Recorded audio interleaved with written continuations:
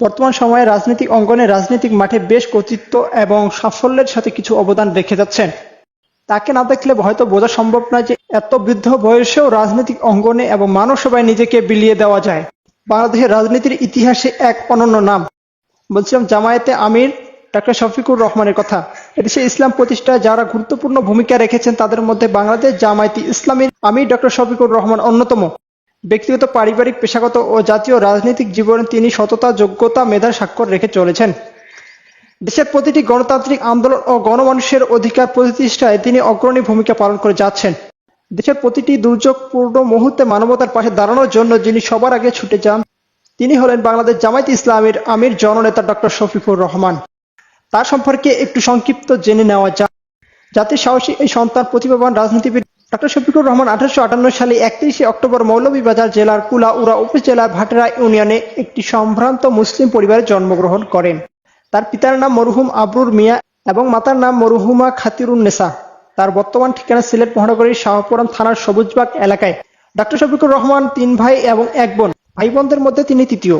Doctor Shafiqur Rahman 1974 সালে স্থানীয় বরঞ্চাল উচ্চ বিদ্যালয় থেকে এসএসসি এবং 1976 সালে সিলেট এমসি কলেজ থেকে কৃতিত্বের সাথে এসএসসি পরীক্ষা উত্তীর্ণ হন। তিনি 1983 সালে সিলেট মেডিকেল কলেজ, বর্তমান এমজি ওসমানী মেডিকেল কলেজ থেকে এমবিবিএস ডিগ্রি অর্জন করে চিকিৎসা সেবার পাশাপাশি রাজনীতিতে আত্মনিয়োগ করেন। বর্ণাঢ্য রাজনৈতিক জীবনের অধিকারী ডক্টর শফিকুর রহমান জাসদ ছাত্রলীগের মাধ্যমে ছাত্র রাজনীতিতে সম্পৃক্ত হন। 1973 সালে জাসদ ছাত্রলীগ যোগদান করেন। 1977 সালে দিন প্রতিষ্ঠার প্রত্যয়দীপ্ত কাফেলা বাংলাদেশ ইসলামী ছাত্র শিবিরে যোগদান করেন। পরবর্তীতে এই সংগঠনের সিলেট মেডিকেল কলেজ শাখার সভাপতি এবং সিলেট শহর শাখার সভাপতি দায়িত্ব পালন করেন। 1984 সালে বাংলাদেশ জামায়াতে ইসলামীতে যোগদানের মাধ্যমে তিনি বৃহত্তর রাজনীতিতে পদার্পণ করেন। এরপর সিলেট শহর, জেলা ও মহানগরী আমির হিসেবে দায়িত্ব পালন করেন। 2016 সালে জামায়াতের সেক্রেটারি জেনারেল নিযুক্ত হয়ে সফলতার সাথে দায়িত্ব পালন করেন এবং 2019 সালে 5 ডিসেম্বর 2020 এবং 2022 কার্যকালের জন্য তিনি আমিরের জামাত হিসেবে প্রথমবারের মতো শপথ গ্রহণ করেন এবং 2022 সালের 18 অক্টোবর 2023 এবং 2025 কার্যকালের জন্য তিনি বাংলাদেশ জামায়াতে ইসলামী দ্বিতীয়বারের মতো আমিরের শপথ গ্রহণ করেন এবং অদ্যাবধি সংগঠনের আমির হিসেবে দায়িত্ব পালন করেছেন।